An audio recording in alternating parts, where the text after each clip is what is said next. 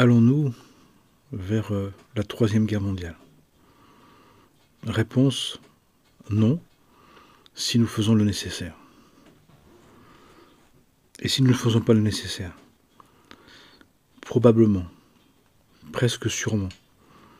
Mais nous devons déjouer ce pronostic, cette possibilité. Comment? En faisant la guerre contre nos passions, contre tout ce qui en nous n'est pas dans l'amour du prochain, dans le respect de la vie, dans le prendre soin du monde. Pas qu'un peu, on nous demande de faire un effort conséquent. On nous demande, pour compenser les dettes qu'a l'humanité, suite au déluge, le déluge d'hérésie, suite à la tour de Babel, l'idée d'être Dieu sans Dieu, d'être dans la prétention, et les conséquences de Sodome et Gomorrhe, la débauche, l'excès de plaisir pour le plaisir, le délire dans les jouissances, les puissances, les possessions personnelles, font que le cumul de tout ça crée une ombre sur l'humanité. Les enseignements en parlent, les textes en parlent.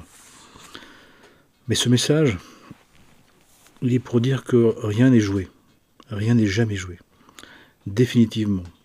Rien n'est définitif si nous faisons les efforts nécessaires.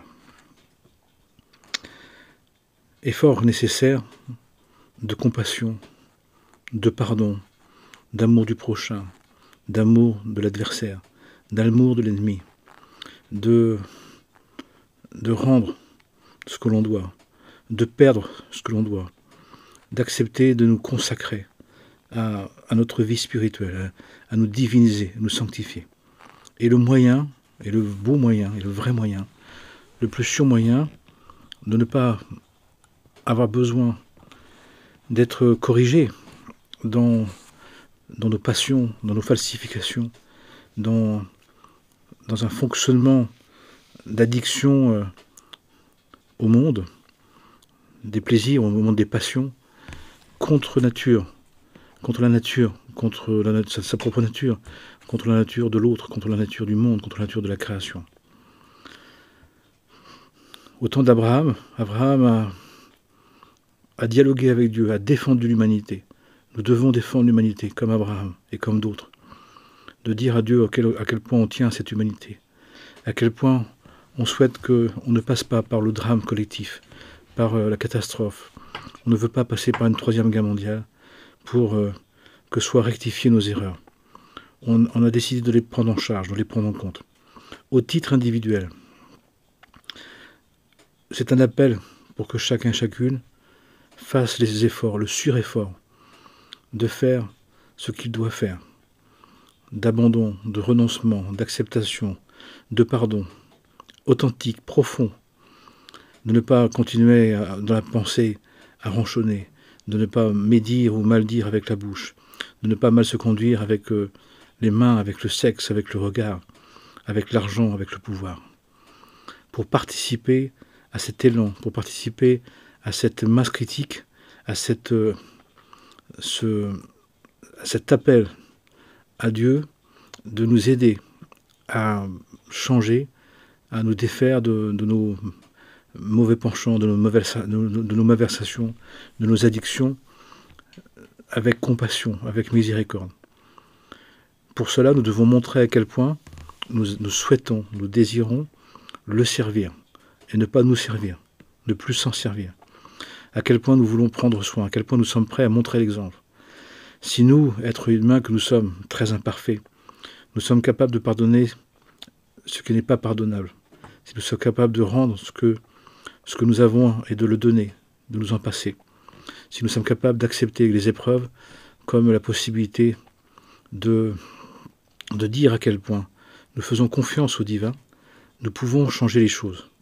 Nous pouvons faire en sorte qu'il n'y ait pas des mesures de rigueur, qu'il n'y ait pas des rappels, qu'il n'y ait pas des foudroiements, qu'il n'y ait pas des conflits, qu'il n'y ait pas des guerres qui seraient là comme le moyen pour le plus grand nombre de se rappeler de l'essentiel, de se rappeler de la valeur de la vie, de se rappeler de la valeur du prochain, de se rappeler de la valeur de Dieu, de la présence de Dieu.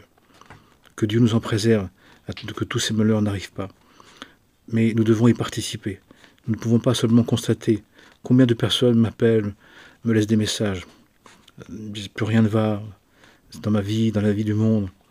Oui, c'est vrai. Oui, nous sommes à la fin des temps où nous devons solder les contentieux liés au déluge, d'hérésie, à la tour de la prétention de Babel et à la débauche de Sodome et Gomorrhe. Mais pour faire ça, nous avons la possibilité de sacrifier notre vie, de faire un acte d'amour, un acte de sacrifice, de sacré. Sacrifice est sacré, c'est pas de mortification. Quelqu'un m'a fait de la peine, je lui pardonne. Quelqu'un m'en veut, je lui pardonne. Quelqu'un a besoin de quelque chose, il me l'a volé, je lui donne, je te dis, je te le donne. Je renonce au procès, je renonce à l'attaque, je renonce à la haine, je renonce au conflit, je renonce au règlement de compte. J'apprends à baisser les yeux, j'apprends à baisser la tête. Je fais en sorte de ne pas me mettre dans des situations, de nous mettre dans des situations qui vont être une catastrophe, qui vont nous amener dans une catastrophe. Nous faisons en sorte d'augmenter dans l'amour du prochain, dans la consécration au prochain, dans le prendre soin. J'ai une mère insupportable, je prends des exemples concrets. J'ai une mère insupportable. Je m'en occupe comme si c'était mon maître, malgré son insupportation.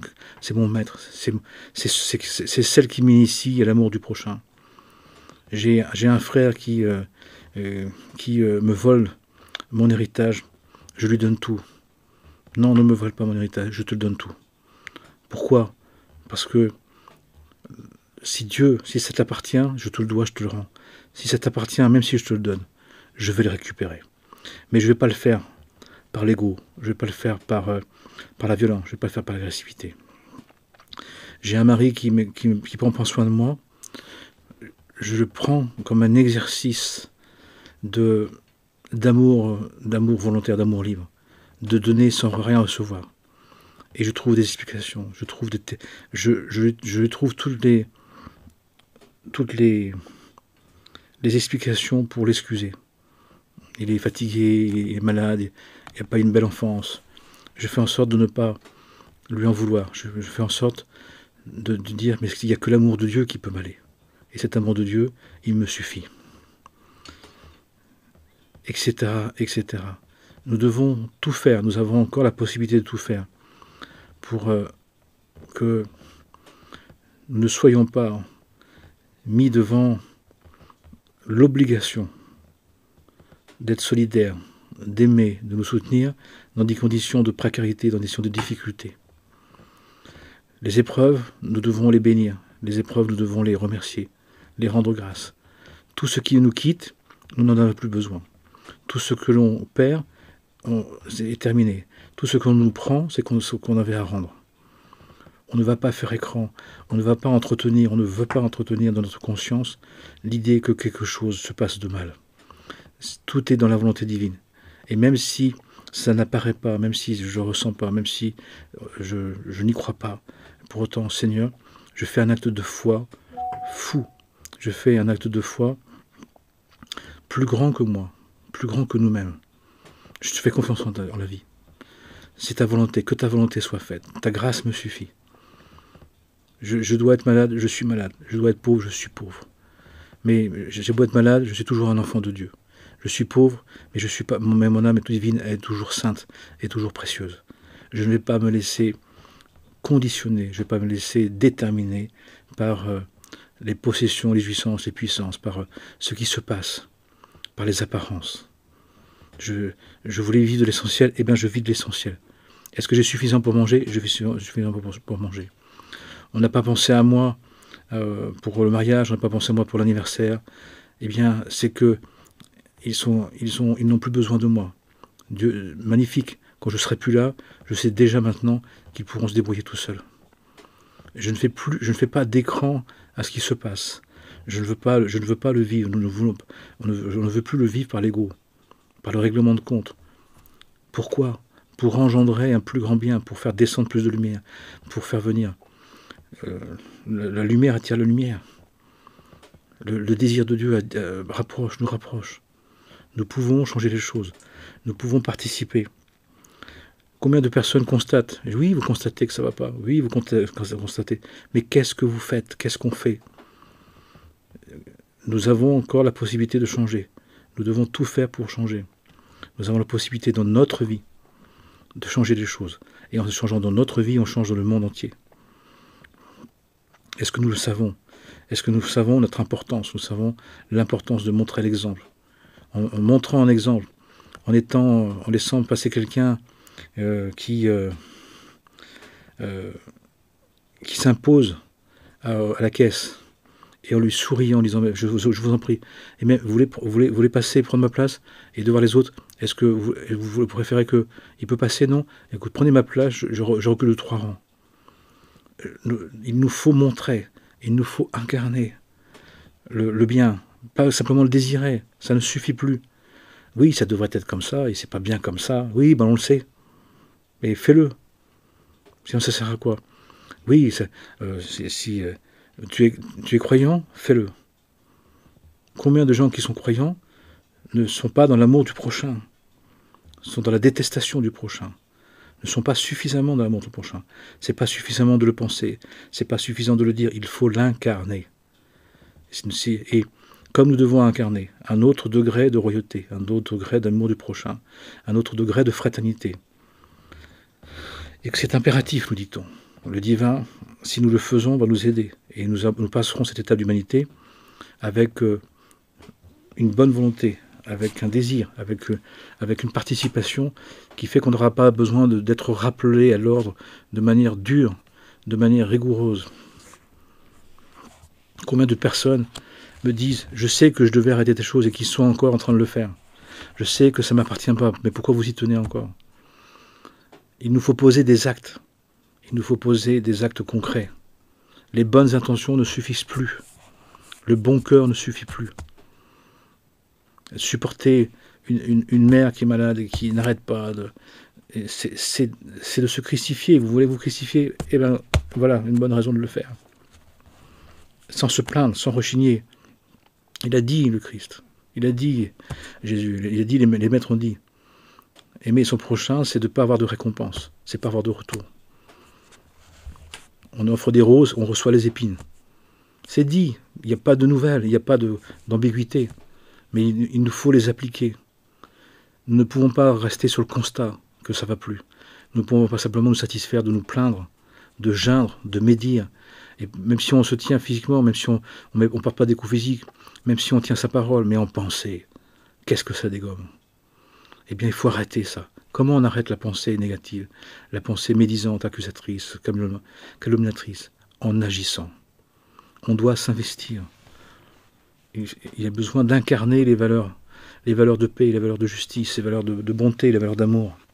Mais réellement, pas qu'un peu. Cet audio, c'est un appel, c'est une prise de conscience, c'est une nécessité. Quand ça vient, je vais aider quelqu'un et j'ai un souci, Seigneur Dieu, béni sois-tu. Seigneur Dieu, j'ai pris soin de mon père, et puis il me jette, béni soit-il. Ma fille, elle veut plus me voir. Dieu, je te la confie, c'est ton enfant, c'est pas la mienne. Il y a une raison. Seigneur Dieu, je ne connais pas cette raison. Cette raison, elle m'afflige. Je ne sais pas pourquoi, je ne sais pas comment, ça me fait du mal, ça me peine. Mais je ne vais pas remettre en cause ma confiance en Dieu. Parce que le travail de cette fin des temps, pour passer au temps nouveau, c'est de nous renforcer dans un degré de foi qu'on appelle la certitude. Ce n'est pas suffisant d'y croire un peu, de le vouloir de temps en temps. Ça doit être une situation permanente. D'ailleurs, c'est ce qui se passe. Pourquoi nos vies déraillent? Pourquoi on nous enlève beaucoup de choses? Parce que ça nous accaparait. Parce qu'on avait dit, si on était heureux, si on était bien heureux, si on avait ce qu'il fallait, on prendrait soin, on aurait la foi, on serait des bons croyants. Et finalement, c'est pas vrai. Combien de personnes s'endorment en ayant tout ce qu'il faut? Combien de personnes me disent, quand ça ira mieux, quand je serai plus stable, quand je serai bien, je ferai ce que je dois faire. D'études, de prière, de méditation, d'études, de prière, de service. C'est pas vrai. Donc, va-t-il nous falloir être dans des situations de grande tension, de grands dangers, de grands risques, pour qu'on puisse regarder vers le ciel et dire Seigneur, aie pitié, Seigneur, aie compassion de nous. Seigneur, sauve-nous, Seigneur, aide-nous tous. Bien sûr que le divin va nous sauver, mais il peut nous sauver avec des mesures de rigueur. Il peut nous sauver, notre âme, mais si notre personnalité n'est pas d'accord, si notre personnalité elle est corrompue, si notre personnalité elle nous prive, elle prive l'âme divine de cette envergure spirituelle, qu'est-ce qui va se produire? Nous devons éviter ça, nous pouvons éviter ça. Je ne cherche pas à faire peur, puisque tout le monde en parle de ça. Tout le monde en parle que ça va plus, ça marche plus, ça va plus. Qu'est-ce qu'on fait? On développe une confiance en Dieu, une demande à Dieu, un appel de Dieu. Seigneur, viens nous aider. Seigneur, je veux baser ma vie sur la foi en toi, sur ta volonté. Je sais que tout est bon. Il n'y a rien qui est mauvais en toi. Donc tout ce qui m'arrive est juste et bon. Tout ce qui m'arrive sont des correctifs, sont des corrections, sont des ajustements. Seigneur, tu m'as donné, tu es mon Dieu. Seigneur, tu me prends, tu es mon Dieu. Seigneur, je comprends, tu es mon Dieu. Seigneur, je comprends rien du tout, tu es mon Dieu. Seigneur, je suis d'accord, tu es mon Dieu. Seigneur, je supporte pas, tu es mon Dieu. Et nous devons entrer dans un degré de foi, de certitude, de confiance qui n'est pas petit, qui n'est pas quelconque, qui n'est pas de temps en temps. Nous devons être dans une dynamique quotidienne, continuelle, permanente. Au moment, et surtout au moment où on est éprouvé, les bonnes intentions théoriques, les bonnes croyances ne servent à rien, il faut les appliquer. La vérité, c'est quand on applique. Quand vous avez un maître de pâtisserie, il dit qu'est-ce que tu sais faire? Tu sais faire une tarte? Eh bien fais-moi une tarte, on va voir. Mais mais il ne dit pas ah tu sais faire une tarte donc c'est bon tu sais faire une tarte. Non, il dit vas-y fais-moi une tarte. C'est pareil pour la vie spirituelle. Tu sais aimer? Vas-y montre-moi. Tu prétends savoir aimer? Vas-y. Voilà la situation.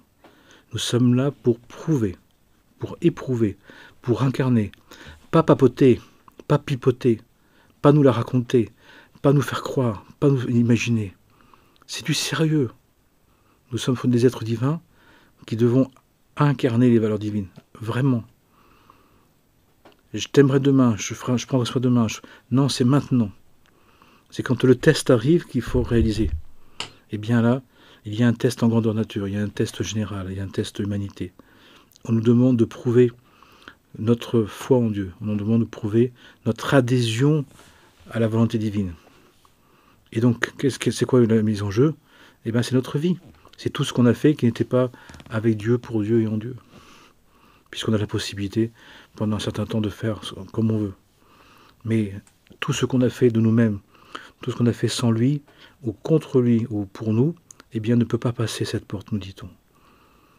Nous avons à aller vers une dimension de confiance en Dieu totale, entière, complète. Pas qu'un peu. Ce qui fait que ça nécessite de s'y mettre vraiment. Ça oblige à faire avec les événements. Ce qu'on choisit pas, qu'on veut pas. Tout est un enseignement. Tout est une mise en pratique. Tout est une interpellation. Tout est un mouvement de vie pour être dans la volonté divine. Pas simplement ce qu'on veut, pas quand on a envie, pas si on a envie. Nous sommes un être divin, nous sommes engagés totalement dans cette histoire-là.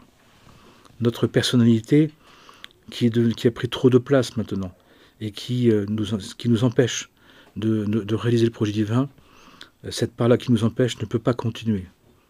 Elle est trop lourde, elle prend trop de place, elle est en train d'être enlevée, elle est en train d'être supprimée. Et ceux qui résisteront et ceux qui ne voudront pas, eh bien, ils vont devoir devenir des super-égaux, déjà des hyper-narcissiques, et ça sera des hyper-égaux, des hyper-narcissiques. En utilisant tous les pouvoirs, on le voit. Maintenant, la vérité n'est plus la vérité, les lois ne sont plus les lois. Si je veux quelque chose, j'ai le droit comme je veux, sans morale, sans éthique, sans prendre soin. Ça, c'est la version, les versions je veux comme je veux et je ne veux pas changer. Je ne veux pas respecter les lois divines. Mais l'autre côté, c'est justement de vraiment aimer son prochain, de vraiment savoir qu'aimer son prochain, c'est de l'aimer avec ses deux penchants, c'est de savoir que ça ne nous rapporte rien, c'est de savoir que ce qu'on nous prend, ce qu'on nous prive, ce qu'on nous empêche, c'est quelque chose que l'on doit rendre. C'est de savoir que les épreuves de rappel, c'est des contentieux, c'est des règlements. De savoir que nous devons faire des efforts pour nous spiritualiser. Sans effort, il n'y a pas d'avancement. Sans épreuve, il n'y a pas d'avancement. Ça marche comme ça. C'est pas moi qui ai fait les lois, c'est le divin. À partir de là, nous devons comprendre que si nous voulons changer les choses, et nous pouvons encore changer les choses, eh bien nous devons, comme Abraham, demander à Dieu, dire à Dieu à quel point, regarde, si moi, être imparfait, je suis prêt à sacrifier mon pouvoir, mes avoirs, mon avoir, ma volonté, pour prendre soin, pour montrer ce que c'est d'incarner les valeurs divines, Seigneur Dieu, aie pitié et compassion. Donne-nous plus de temps, donne-nous plus de facilité. Fais en sorte que l'accouchement divin, que la venue messianique se passe en douceur, se passe avec le moindre de douleur possible. C'est légitime de vouloir faire un accouchement avec le moins de douleur possible. Eh bien, faisons en sorte que ça soit le moins douloureux possible. Nous pouvons le faire, nous devons le faire. Comment ? En faisant des efforts, véritablement, en incarnant véritablement. Pas simplement en ayant envie, pas simplement un petit peu, pas de temps en temps, mais vraiment, de faire en sorte que on décide de vraiment prendre soin des relations, de vraiment prendre soin de montrer ce que c'est d'être confiant en Dieu. Nous devons montrer, l'incarner, pas simplement le supposer, pas simplement le faire un petit peu. Ça va loin. J'aide quelqu'un, ça lui sert et il ne pense pas à moi et même il me reproche. Amen. Ça veut dire que j'ai bien travaillé. Spirituellement parlant, si on me rend rien, si on me prend sans me demander ou si on me prend sans me remercier et qu'en plus on m'accuse, c'est que j'ai très bien travaillé. Comment je sais ? Eh bien les évangiles en parlent, les textes en parlent. Il n'y a pas de surprise, mais il y a besoin de le vivre vraiment. Il y a besoin de l'accomplir vraiment. Il y a à montrer l'exemple. Et nous avons à faire ça. Nous voulons briller. Nous voulons être élogieux. Nous voulons être grands. Soyons grands, spirituellement parlant. Soyons immenses. Nous avons le devoir d'avoir une envie de grandeur spirituelle. Nous avons le devoir d'avoir envie de nous accomplir spirituellement. Ça passe par l'incarnation. Ça passe par l'incarnation. Quand quelqu'un a faim, il veut à manger. C'est pas simplement là, je te dis que tu as faim et je pense à te faire à manger. Je te fais à manger. Et ben l'amour du prochain, l'amour de pardonner, d'aimer ses ennemis, d'aimer contre sa nature, c'est ça l'incarnation qu'on doit faire. C'est dur. C'est très très dur. Mais c'est nécessaire. Mais si nous on le fait, le divin en tiendra compte. Et on lui dira, regarde, on défendra l'humanité. On prouvera que dans l'humanité, comme disait Abraham, il y a des personnes qui veulent être justes et bonnes, qui essayent, dans leur mesure, dans les limites. On ne sera pas parfait, on n'arrivera pas tout. Mais de faire vraiment, de vraiment, vraiment le faire. Pas un peu. Dieu vomit les tièdes. Ne soyons pas tièdes. Nous devons être ardents. Nous devons être flamboyants. Nous devons être décisifs. Nous devons être décidés. Et je vois des personnes qui le font. Des personnes qui ont pris des décisions d'amour du prochain incroyables, au prix de tout, pour les aider, pour les aimer, pour les sauver, pour les soulager, pour les guérir, pour les les soutenir, avec les récompenses qui vont avec, l'oubli, la méchanceté, l'accusation, l'attaque, la dévalorisation, la culpabilité. Mais ne soyons pas surpris, c'est normal. C'est le jeu de l'amour du prochain. Et pourquoi on peut accepter, donc en aimant vraiment l'autre de rien recevoir? Parce que tout simplement on le reçoit de Dieu lui-même. Puisque à partir du moment où on incarne les valeurs divines, la vertu divine, on reçoit son Esprit Saint. Donc nous devons développer, intensifier, grandir l'Esprit Saint. Comment? En incarnant les valeurs divines. Et pas qu'un peu, vraiment. De faire que, quoi qu'il se passe, on ne va pas haïr son prochain, on ne va pas lui en vouloir, on ne va pas l'attaquer. Même si ça nous coûte, ça nous coûtera. Mais on préfère que ça nous coûte, que ça lui coûte, et que ça nous coûte à tous, parce qu'on n'aura pas fait le travail. Tout ça, c'est pour montrer qu'on aime ce monde, qu'on aime notre prochain, qu'on aime cette humanité, et qu'on ne veut pas qu'elle passe par le drame, qu'on ne veut pas qu'elle passe par un nouveau drame. On veut la paix, mais une paix sérieuse, une paix vraie, une paix, pas une tranquillité, pour recommencer comme avant. Ça veut dire aussi qu'on est prêt à perdre, à sacrifier, à renoncer à des croyances, à des idées, à des avoirs, à des projets qui, justement, pourraient engendrer du conflit, de la guerre, de l'indivision, de la violence. On n'en veut plus. À quoi bon ça va nous servir tout ça si le monde est détruit? Dites-moi. Combien de personnes tiennent à des choses, et se mettent en conflit avec des personnes, se mettent en guerre contre des personnes pour des situations pendant des années. Pourquoi? On n'emporte rien. Absolument rien. On emporte ce qu'on a été. On n'emporte pas ce qu'on a voulu être, on n'emporte pas ce qu'on a possédé, on porte ce qu'on a été exclusivement. Le savons-nous? Réveillons-nous. Il est temps, il est encore temps. Il le faut, c'est nécessaire. Nous n'avons plus rien à perdre, nous avons tout à gagner. Et donc si nous voulons nous sauver le monde, aider le monde, à ne pas passer par une version trop rigoureuse, que les décrets négatifs nous tombent dessus comme des malheurs, nous devons faire en sorte d'avoir des décrets positifs. Comment? En montrant à quel point on a envie de vivre concrètement l'amour du prochain, le pardon, la gratitude, la reconnaissance, de tenir sa langue, de ne plus être agresseur, de ne plus être agressé, de ne plus être agressant, de ne plus être vindicatif, d'être priant, d'être bienveillant, d'être bénissant, d'être compatissant, mais pas qu'un peu, vraiment, réellement. Et on ne met pas de la lumière sous le boisseau, on ne met pas de la lumière où il y en a déjà. On a besoin de mettre la lumière où il n'y en a pas assez. Donc mettons de la lumière, mettons de l'amour, il en manque. Là où il manque d'amour, il faut mettre de l'amour. Là où il manque de lumière, mettre de la lumière. Mais quand on met la lumière, ça enlève l'ombre. Mais ça montre le chaos, ça montre le désordre.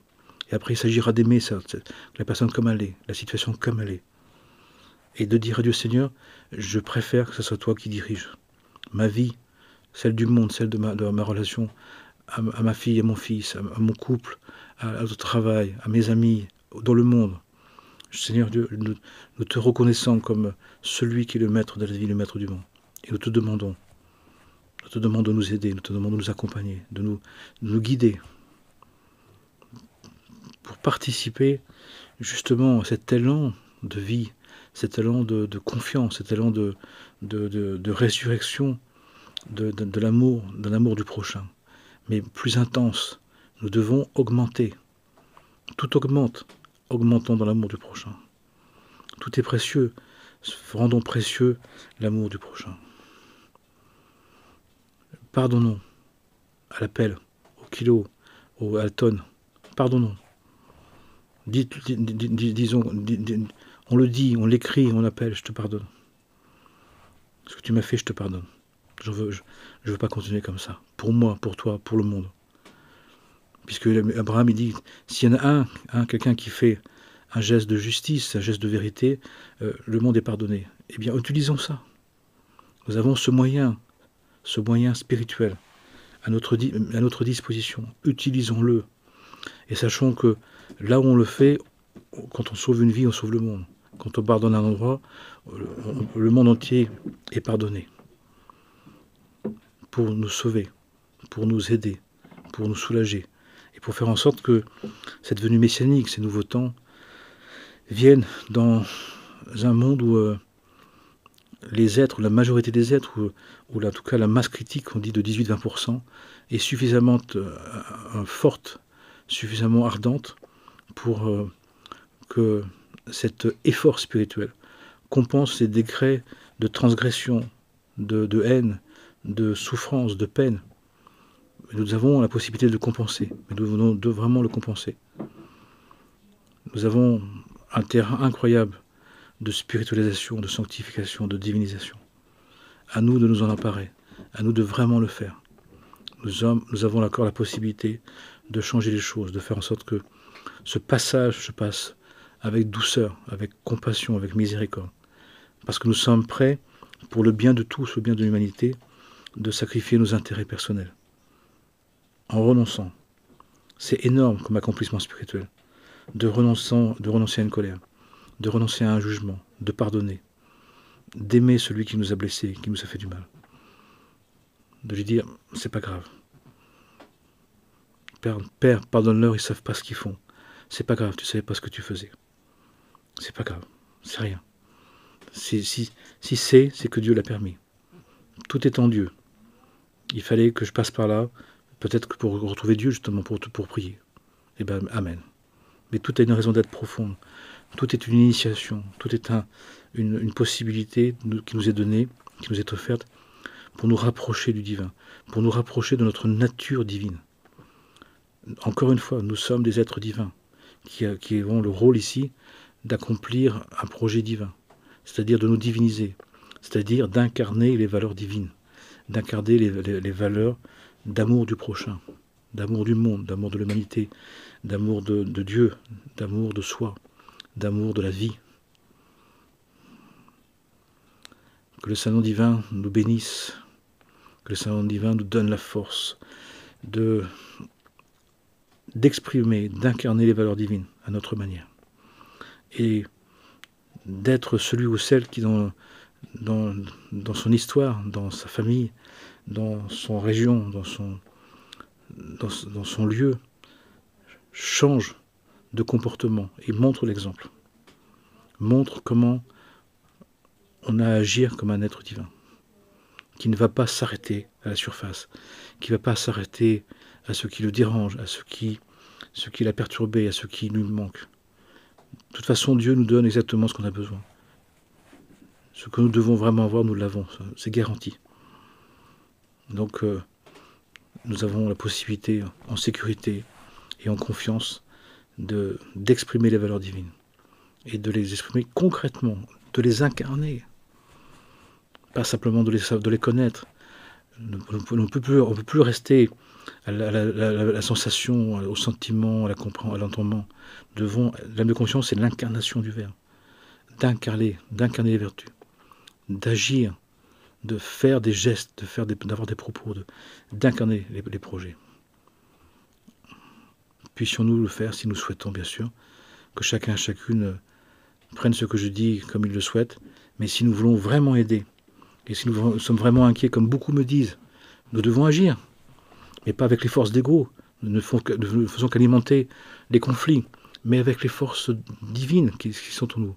Et les forces divines, c'est de les appliquer, c'est de vivre avec. On voit l'arbre à ses fruits. Eh bien, faisons ça. Montrons, démontrons, incarnons, pour participer à ce changement. Je sais que nous en avons tous envie. Il s'agit de le faire. Eh bien, faisons-le et sachons que nous sommes ensemble à le faire.